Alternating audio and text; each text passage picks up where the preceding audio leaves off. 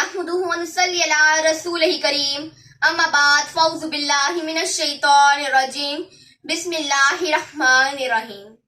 आज मुझे जिस मौजू पर लबकुशाई करने का मौका मिला है वो दरअसल इकबाल का ये शेर है, सबक फिर पर सदाकत का, अदालत का, शुजाअत का। तो मोअज़्ज़िज़ नाज़रीन, इस शेर को महसूस करते हुए मेरे दिल से आह निकली और इस सकूक के आलम में मैं सोचने लगी।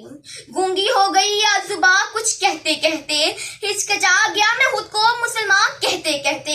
ये बात नहीं कि मुझको इस पर यकीन नहीं, बस डर गया खुद को साहिबे ईमान कहते कहते। मेरे शेल्फ में गर्द से अटी किताब का जो पूछा, मेरे शेल्फ में गर्द से अटी किताब का जो पूछा, मैं गर गया जमीन में कुरान कहते कहते।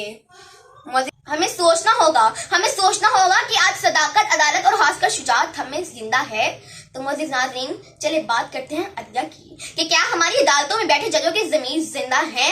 बल्कि सच तो ये है कि हमारी अदलिया तो कब से अदल का जिनाजा निकाल चुकी है।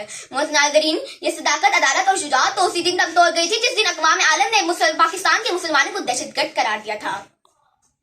मोअज़्ज़िज़ नाज़रीन, इकबाल का ये फलसफा तो उसी दिन दम तोड़ किया था जिस दिन एक मुसलमान शामी बच्ची ने दम तोड़ते हुए कहा था कि मैं अल्लाह ताला को जाकर सब कुछ बताऊंगी। कि जिस दिन फलस्तीनी बच्चे ने भूख से निडाल होकर कहा था कि या अल्लाह मुझसे मेरी जिंदगी छीन ले ताकि मैं जन्नत में जाकर खाना खा सकूं। मोअज़्ज़िज़ नाज़रीन, ये सदाकत, अदालत और शुजाअत तो उसी दिन दम तोड़ गई थी जिस दिन उमरा और शुरफा की बेटियां फेसबुक, टिकटॉक और इंस्टाग्राम पे अपने जिस्म की नुमाइश करने लगी। मोअज़्ज़िज़ नाज़रीन, ये वही उमरा रईस लोग थी जो किसी वक्त एक गरीब घरानों की औरतों को एक रोटी के टुकड़े के लिए सरेआम नचाया करती थी।